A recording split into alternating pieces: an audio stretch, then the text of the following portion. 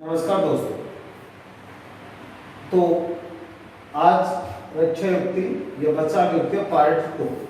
दोस्तों पिछले वीडियो में मैंने रक्षा युक्तियाँ क्या है और इसके साथ साथ कुछ रक्षा युक्तियाँ आपको बहुत ही विस्तृत ढंग से समझाई थी, जिसमें दमन, शमन, प्रक्षेपण और युक्तिकरण, है ना।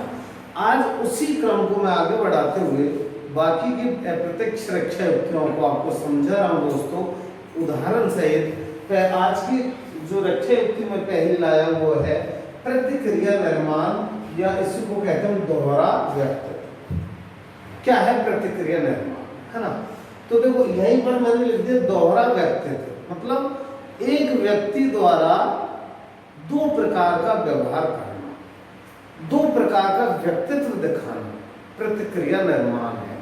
सीधे सीधे शब्दों में कहें, अपने मूल चरित्र के विरुद्ध व्यवहार करना, है ना। अपने मूल चरित्र के विरुद्ध या मूल इच्छा के विरुद्ध व्यवहार करना। जैसे एक उदाहरण आता है आपको, हाथी के दांत दिखाने के और खाने के और, तो वह उसका दोहरा व्यक्तित्व, मतलब उसके दो प्रकार के दांत होते हैं, खाने के और होते हैं और दिखाने के और होते हैं। तो जब व्यक्ति ऐसा दोहरा व्यक्तित्व, दोहरा व्यवहार करे, है ना, कि अंदर से कुछ और बाहर से कुछ और, तो कैसा, कौन सी प्रतिक्रिया, कौन सी रक्षा युक्ति उसकी प्रतिक्रिया निर्माण, है ना। उदाहरण ले, जैसे एक तो मैंने उदाहरण दिया हाथी के दांत खाने के और दिखाने के और, ठीक है ना। दूसरा उदाहरण ले, बहुत बढ़िया उदाहरण है दोस्तों, लिख दो इसको, प्रबल कामेच्छा वाले व्यक्ति द्वारा ब्रह्मचर्य का पालन करना, ब्रह्मचर्य का पालन करना। अब देखो, प्रबल कामेच्छा वाले व्यक्ति, प्रबल कामेच्छा मतलब काम भावना, सेक्सुअलिटी। अब कहाँ सेक्सुअलिटी और कहाँ ब्रह्मचर्य, ब्रह्मचर्य का पालन हो गया ना दोहरा व्यक्ति। तो के अंदर से तो उसमें कूट कूट कर भरी है कामेच्छा, सेक्सुअलिटी, लेकिन दिखाने के लिए वो ब्रह्मचर्य मतलब सन्यासी बन रहा है, ब्रह्मचारी बन रहा है। तो कैसा व्यक्तित्व है, दोहरा व्यक्तित्व, है ना। तो अब लेकिन ऐसा क्यों कर रहा है वो देखो, मैंने बार बार आपको बताया कि हम रक्षा युक्ति काम क्यों ले रहे हैं, हमारे स्वयं के ईगो के बचाव के, है ना, या हमारी दुश्चिंता को दूर करने के लिए। तो जब वो सेक्सुअल तो है ही ज्यादा, समाज में बदनाम है, अब वो अपनी बदनामी से छुटकारा पाने के लिए क्या कर रहा है, अपने आप को ब्रह्मचारी बताना शुरू कर रहा है ना। कह रहे यार मैं तो ब्रह्मचारी की तरह रहूंगा तो निश्चित रूप से समाज मुझे अपना लेगा, लेकिन वास्तविकता ये है कि वो अंदर से कैसा है, सेक्सुअल, ठीक है ना। एक और उदाहरण ले कि एक सौतेली माँ के द्वारा अपने बच्चों से, अपने सौतेले बच्चों से अत्यधिक प्रेम करना। एक सौतेली माँ के द्वारा अपने सौतेले बच्चों से अत्यधिक प्रेम करना।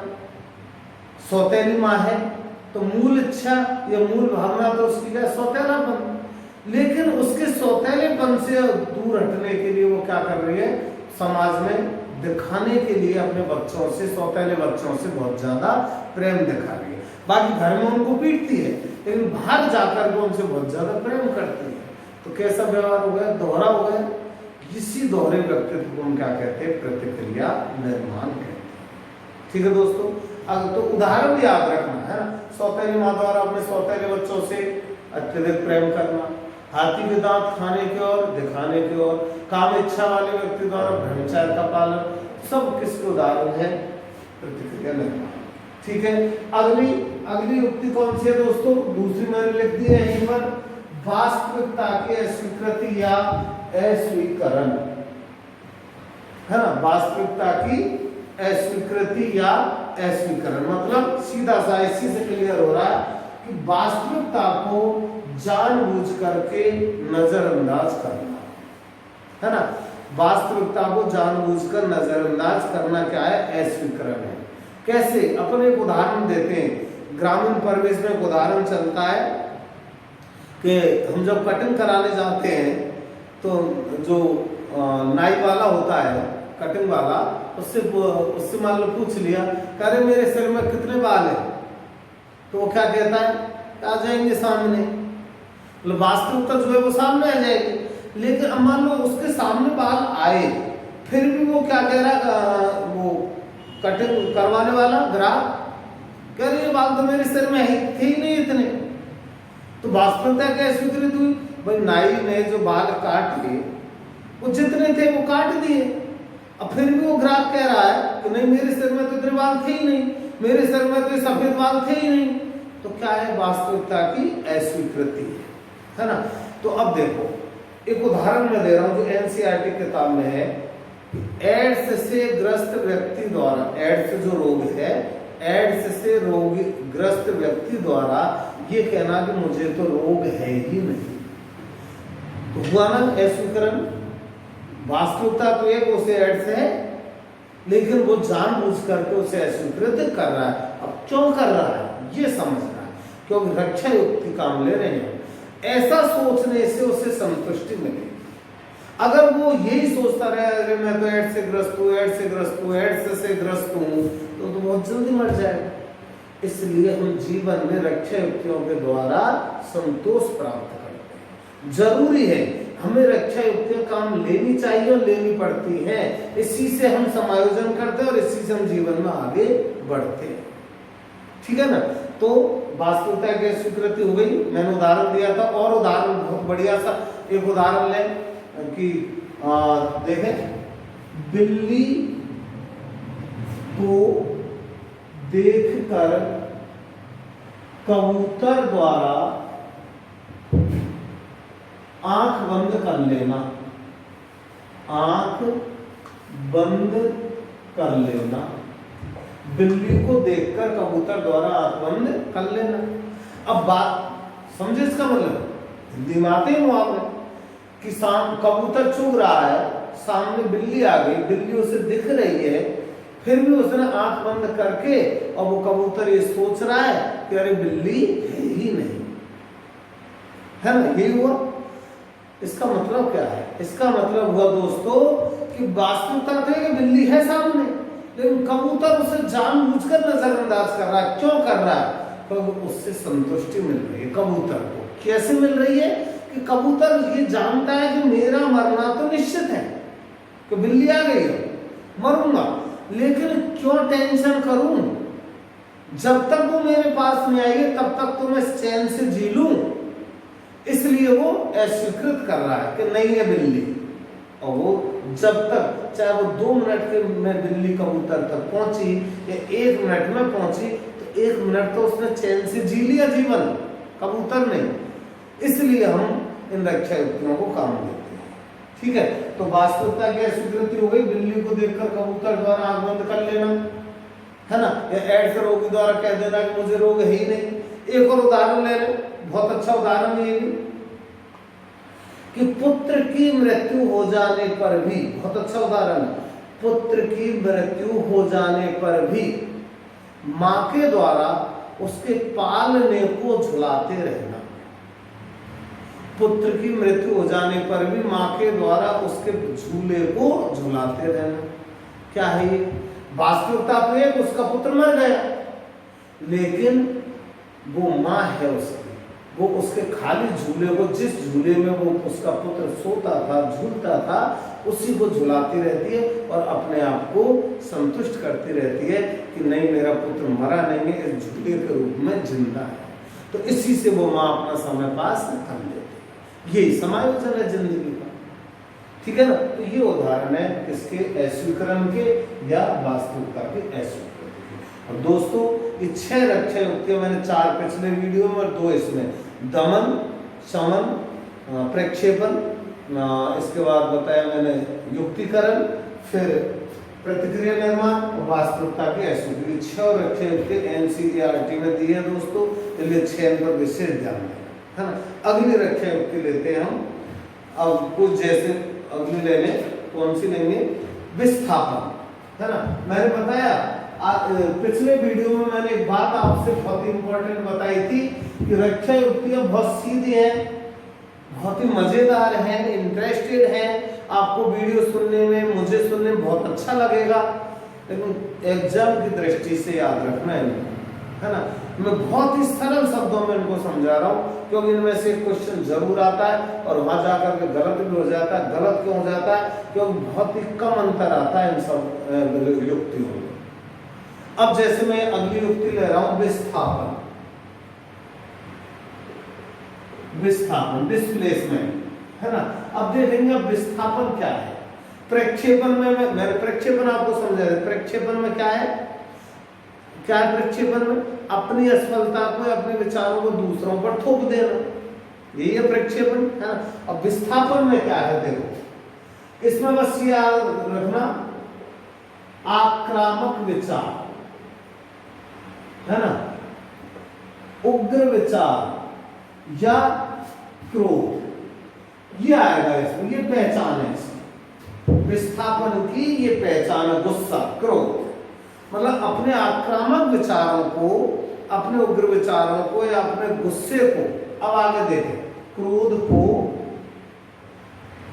मूल व्यक्ति से हटाकर किसी दूसरे, बहुत ही मजेदार युक्ति है दोस्तों, बहुत मजा आएगा सुनने में, उदाहरण सुनने में। व्यक्ति से हटाकर किसी दूसरे कमजोर व्यक्ति पर थोप देना।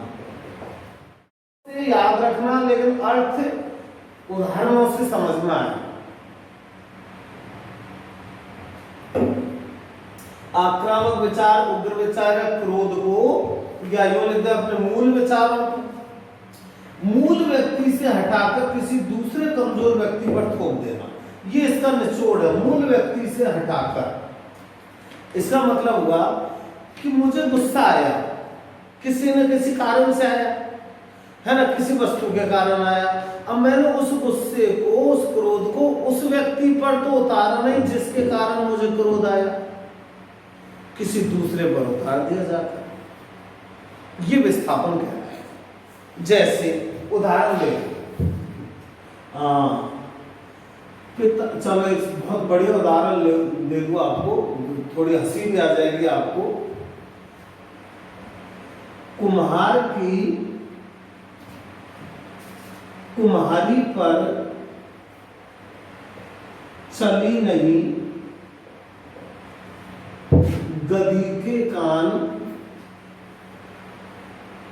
ऐंठ दिए, है। कुम्हार की कुम्हारी पर चली नहीं गधी के कान ऐंठ दिए। अब देखो कि उस कुम्हार को गुस्सा तो किस पर आ रहा था? कुम्हारी पर। तो कुम्हारी कौन थी? मूल व्यक्ति, है ना। लेकिन भाई वो पत्नी है ना, कुम्हार से ज्यादा उसकी चलती है, तो उस पर तो कुम्हार उससे तो कुछ कह नहीं सका। अब गुस्सा तो आ ही रहा था, उस गुस्से को तो निकालना था। किस पर जाकर निकाला? गधी के कान ऐंठ दिए, है ना। मतलब दूसरे कमजोर व्यक्ति पर। कमजोर कौन बोला? उसे गधी, सीधी सादी गधी मतलब गधा। तो उसने उसके चार कान ऐंठ दिए और अपना गुस्सा निकाल दिया। हो गया फिर उदाहरण। एक और उदाहरण ले, ऐसे ही सीधा सा। पिता ने किसी पुत्र को डांटा, अब चूंकि वो बाप है, पिता है ना। अब गुस्सा तो किस कारण आया पुत्र को? पिता के कारण, किसने क्यों डांट दिया मुझे, है ना। लेकिन अब पिता है, वो उससे तो कुछ कह नहीं पाया, तो मूल व्यक्ति तो कौन हुआ? पिता, उससे तो कुछ कह नहीं पाया। अब गुस्सा तो आ गया, गुस्सा तो कहीं कहीं निकलना है, क्यों? क्रोध आ गया तो वो तो निकलेगा कहीं कहीं। तो जाकर रास्ते में गुस्सा होते हुए आ रहा था, रास्ते में मिल गई छोटी बहन। छोटी बहन ने भैया से पूछ लिया कि भैया क्यों गुस्सा हो रहे हो? तो भैया ने उठाकर थप्पड़ एक बहन के मार दिया। किस पर निकाला पिता का गुस्सा?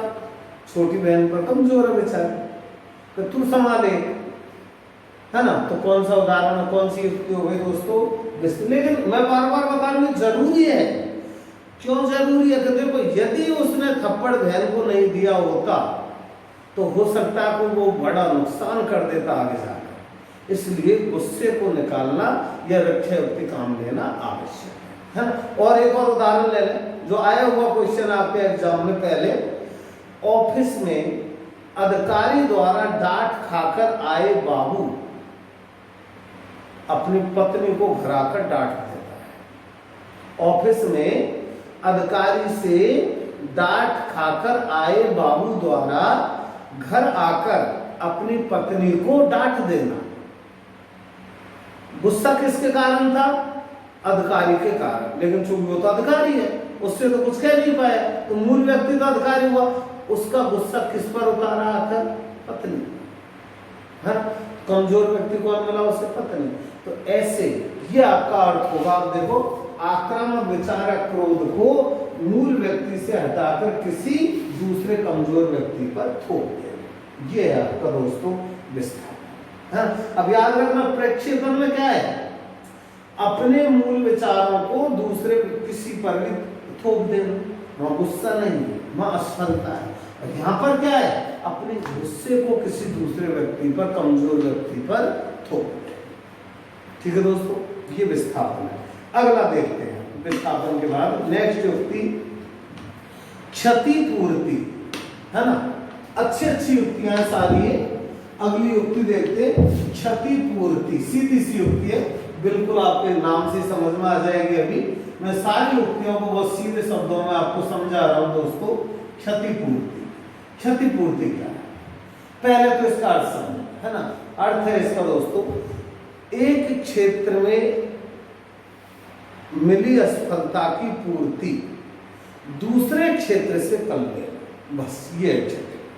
मतलब किसी एक क्षेत्र में हमें असफलता मिल रही है तो उसकी पूर्ति जाकर हमने किसी दूसरे क्षेत्र से सफलता प्राप्त करके कर ली, क्या हो जाएगी? वो क्षति, है ना। जैसे उदाहरण देते हैं कि एक विकलांग व्यक्ति दौड़ना धावक बनना चाहता है, लेकिन विकलांग है, तो उस क्षेत्र में उसको असफलता मिलेगी। लेकिन अब उसकी असफलता की पूर्ति उसने पढ़ाई करके IAS बन गए, है ना। तो खेल की पूर्ति उसने कहां पर कर ली? पढ़ाई में कर ली। जहां पर वो अच्छा नाम कमाना था, उसे रिनाउंड होना था, प्रसिद्ध होना था, खेल में होना चाहता था धावक बनकर, लेकिन विकलांग था तो उसमें तो हो नहीं पाया। अब उसने पूर्ति कर ली कहां कर? आकर पढ़ाई में। पढ़ाई में अच्छे नंबर लाता गया, IAS बन गया, रिनाउंड हो गए, प्रसिद्ध हो गए। तो क्षतिपूर्ति है। उदाहरण एक और लें, जो आप गाइडेंस में पढ़ते हैं, छोटा सा, छोटे कद की लड़की द्वारा ऊंची हील की सैंडल पहनना। छोटे कद की लड़की द्वारा ऊंची हील की सैंडल पहनना हो गया। अब क्षतिपूर्ति की उसने कैसे? कि कद क्या था उसका? छोटा। तो इस क्षेत्र में तो उसके पास कमी थी, कद छोटा था, लेकिन क्या सोच लिया उसने कि कोई फर्क नहीं पड़ता, इतनी ऊंची हील की सैंडल पहनूंगी कि और लड़कियों से भी ज्यादा लंबी लगूंगी। संतुष्ट कर लिया अपने आप, है ना। ये होता है क्षतिपूर्ति। तो उदाहरण याद रखना, छोटे कद की लड़की द्वारा ऊंची हील की सैंडल पहनना। कौन सी अच्छा युक्ति है? क्षति, है ना। इसको समझाऊंगा और आपको समझा देता हूं। देखो, कोई छोटे कद की लड़की है, शादी में जाना चाहती है ना। अब तैयार हो गई पूरी तरह से, मेकअप वगैरह कर लिया, अच्छे कपड़े पहन लिए, सब कुछ पहन लिया, लेकिन जब सोचा कि अरे मेरा तो कद इतना छोटा, मैं जाऊंगी और भी लड़की आएंगी, अच्छे मेहमान आएंगे वगैरह वगैरह, वहां जाकर क्या मुझे देखकर क्या कहेंगे सभी? अरे कितनी सी लड़की आई है और अपने आप को ज्यादा दिखा रही है, हंसेंगे मेरे पर। तो उसे क्या हो गई? चिंता हो गई, टेंशन हो गया, है ना, कुछ समायोजन होगा। लेकिन तुरंत वो अपने आप को समायोजित करती है। कैसे? क्या सोचकर? अरे कोई फर्क नहीं पड़ता, अभी बाजार जाती हूँ और 6 इंच ऊंची सैंडल लाऊंगी, उनको पहन कर जाऊंगी तो सबसे ज्यादा लंबी लगूंगी। सोच लिया केवल उसने और इसी से वो संतुष्ट हो। ठीक है दोस्तों, ये है आपकी क्षतिपूर्ति। अगला देखते हैं, अगली युक्ति लेते हैं हम, बस 2-3 युक्तियां और हैं आपकी। शोधन, मार्गांतिकरण, इंपॉर्टेंट है। कई नाम है इसके, मार्गांतीकरण, या इसी को कहते हैं दोस्तों उदात्तीकरण, या इसी को कहते हैं हम शोधन, है ना। ये दो नाम बहुत इंपॉर्टेंट है, उदात्तीकरण और शोधन। बहुत इंपॉर्टेंट युक्ति है दोस्तों, इंपॉर्टेंट कर लेना शोधन, है ना। जब मैं आपको विकास टॉपिक पढ़ाऊंगा तो उसमें भी एक क्वेश्चन आता है कि किशोरावस्था को सही रास्ते पर लाने का सबसे अच्छा मार्ग कौन सा है, तो वो है शोधन। बहुत अच्छा उदाहरण है ना। तो देखते उदात्तीकरण या शोधन क्या है ना। इसमें दोस्तों एक उदाहरण, कोई भी क्वेश्चन आए इसमें निश्चित रूप से इसमें क्या आएगा, कामुक इच्छा, ये पहचान है इसकी। कामुक इच्छा मतलब वही कामुक इच्छा, इसी को कहते हैं हम पाश्विक इच्छा। पाश्विक इच्छा, है ना, मतलब सेक्सुअलिटी। देखो काम वासना तो अच्छी चीज, फ्रायड भी कहता, लेकिन असंतुलित काम वासना वो बुरी चीज है। तो इसमें क्या होता है उदात्तीकरण शोधन में, इसमें भी पहचान में, जैसे मैंने पहचान बताई थी, विस्थापन में क्या आता है, निश्चित रूप से गुस्सा, क्रोध या आक्रामकता आएगी। ऐसे ही उदात्तीकरण का जो उदाहरण आपको आएगा उसमें कहीं ना कहीं छुपा होगा कामुक इच्छा, पाश्विक इच्छा, कामुकता, सेक्सुअलिटी, है ना।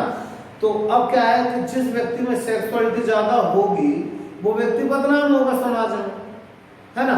तो इसमें अब देखें आपको कि कामुक इच्छा पूर्वक व्यवहार को सद्मार्ग पर लाना, है ना, तो बुरे व्यवहार को, सेक्सुअलिटी के व्यवहार को अच्छे मार्ग पर लाना क्या है, शोधन या उदात्तीकरण। उदात्तीकरण का अर्थ क्या होता है, अपने विचारों को निम्न से उच्च बनाना।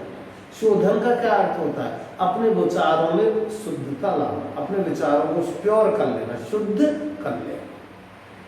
समझ गए, ये होता है उदात्तीकरण या शोधन, है ना। तो इसमें क्या है कि ऐसी मूल प्रवृत्ति, ऐसी कामुक प्रवृत्ति जो व्यक्ति को समाज में बदनाम कर देती है, उन प्रवृत्तियों को सुधार लेना, शोधन कर लेना, है ना, या उनको उदात्त बना लेना क्या कहलाता है, शोधन या उदात्तीकरण या मार्गांतीकरण। उदाहरण ले, है ना, उदाहरण जो आता है वो दे रहा हूं मैं। तुलसीदास जी की पत्नी का क्या नाम था, रत्नावली, है ना। तो उदाहरण ले इसका कि तुलसीदास जी द्वारा रत्नावली से प्रेम हटाकर भगवान राम से प्रेम कर। तुलसीदास जी द्वारा रत्नावली के प्रेम को रत्नावली से हटाकर तुलसीदास जी से प्रेम करना, हाँ, भगवान राम से प्रेम करना और रामचरितमानस की रचना करना। अब देखो, रत्नावली उनकी पत्नी थी तुलसीदास जी की, बुरी ना, प्रेम करना बुरी बात थोड़ी है, पत्नी से तो प्रेम करेंगे, तो रत्नावली से प्रेम करना बुरी बात नहीं। लेकिन तुलसीदास जी का रत्नावली के प्रति जो प्रेम था वो कामुक प्रेम था, वो पाश्विक प्रेम था, राक्षसी प्रेम था। कैसे था उसका, कैसे कि रात की बरसात के दिनों में रक्षाबंधन पर पत्नी रत्नावली गई हुई थी पियर।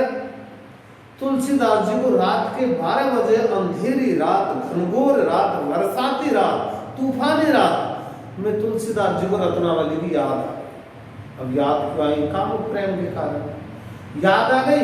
उठकर रात के 12 बजे चल दिए पत्नी से मिलने, और मतलब तुलसीदास जी अपने ससुराल में चल दिए। अब उनके ससुराल में जाते वक्त रास्ते में पड़ता है नाला, नदी पड़ती है।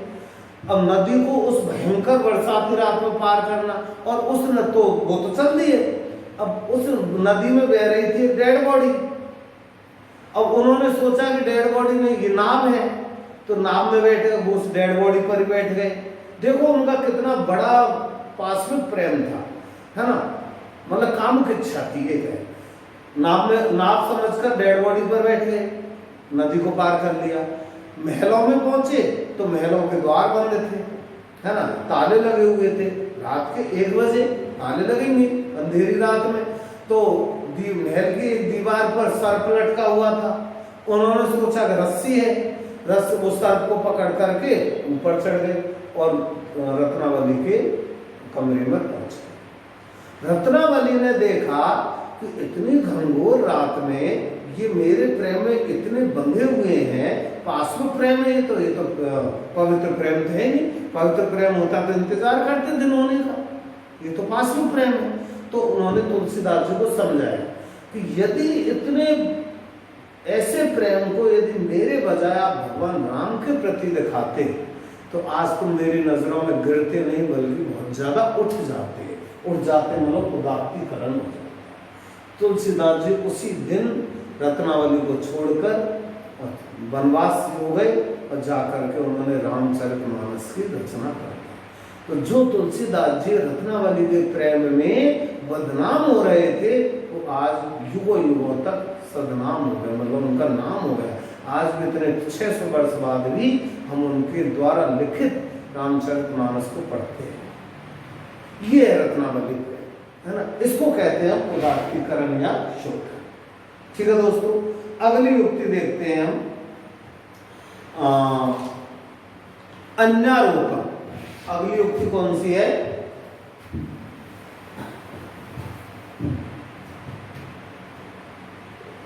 अन्यारोपण है ना।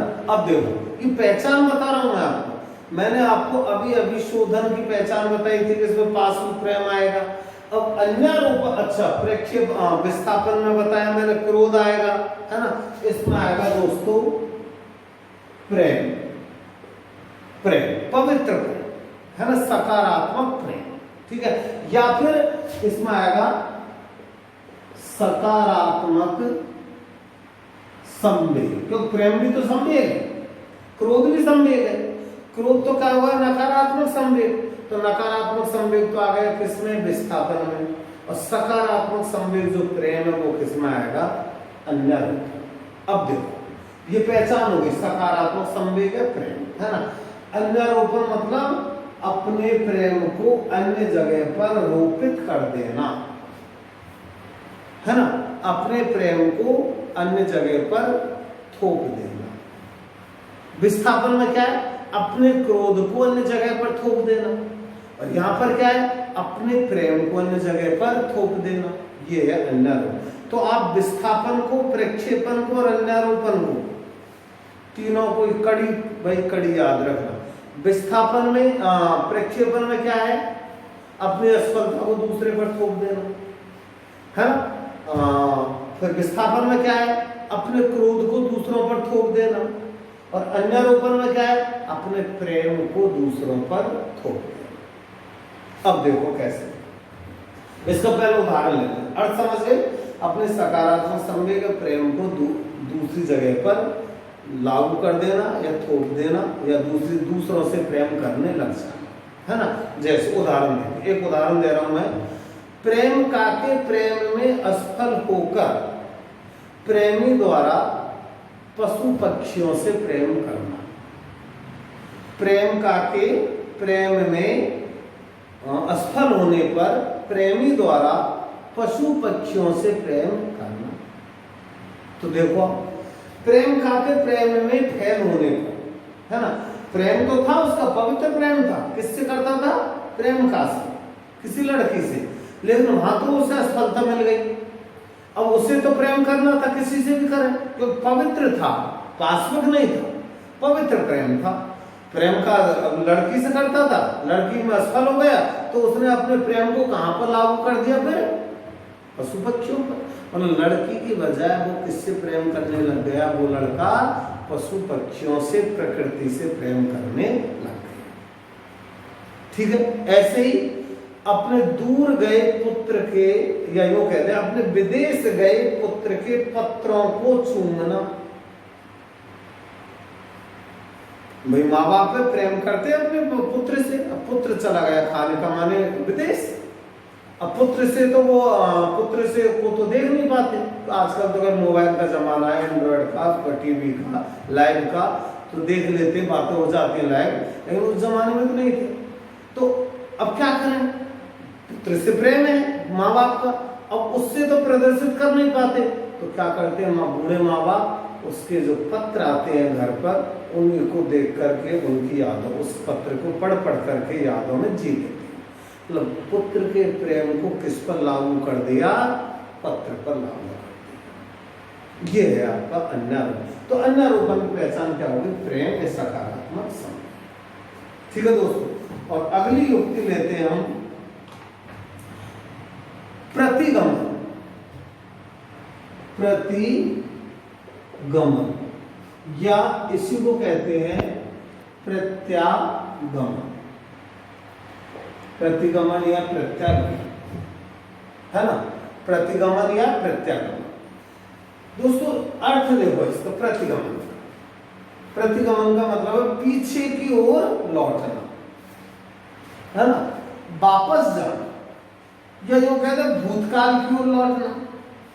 अब भूतकाल की ओर जैसे मैं 20 साल का हो गया तो मैं 5 साल का बन सकता हूं क्या, नहीं बन सकता, लेकिन अपने विचारों को तो ले जा सकता हूं पीछे की ओर।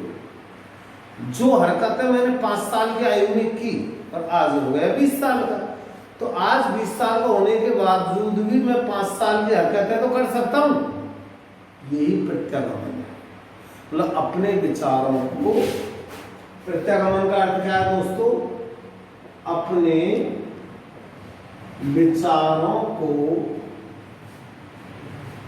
भूतकाल या पीछे की ओर ले जा, है ना, क्या कहलाता है, प्रत्यागमन या प्रतिगमन। समझ गए। जैसे एक उदाहरण ले लें,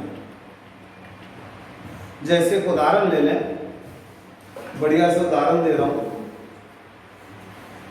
पत्नी द्वारा पति के सामने गिड़गिड़ाकर अपनी आवश्यकता की पूर्ति करना। पत्नी द्वारा पति के सामने गिड़गिड़ाकर अपनी आवश्यकता की पूर्ति करना। गिड़गिड़ाना या रोना, यूं भी कहते हैं कि पत्नी द्वारा बच्चों की तरह रोकर पति से अपनी आवश्यकता की पूर्ति करवाना, एक उदाहरण। दूसरा उदाहरण, पिता द्वारा बच्चों की तरह बोतल से दूध पीना। पिता द्वारा बच्चों की तरह बोतल से दूध पीना। प्रत्यागमन के उदाहरण है दो। अब दोस्तों देखो, पिता द्वारा बच्चों की तरह बोतल से दूध पीना, पिता है, बड़ा हो गया 25-30 साल का, तो बोतल से दूध पिएगा क्या, लेकिन वो पी रहा है ना, क्यों, तो इसका मतलब वो कहां ले गए अपने विचारों को, बचपन में ले गए, पीछे क्यों ले गए, है ना।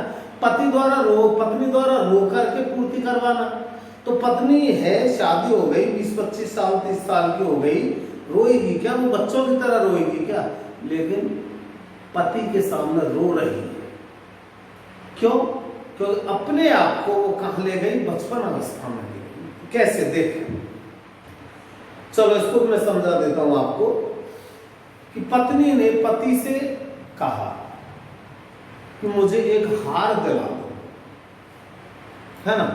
पति ने मना कर दिया कि नहीं सोना वो 60,000 55,000 हो गया, नहीं दिलाऊंगा इतना महंगा। पत्नी ने कहा कि कैसे इससे हार की पूर्ति करवाऊं, हार मंगवाऊं। तो भाई देखो दोस्तों, सबसे अच्छा मौका मिलता है पत्नियों को जब पति खाना खाने बैठता है ना थाली पर, तब थाली बढ़िया परोस दी और सामने आकर बैठ गए।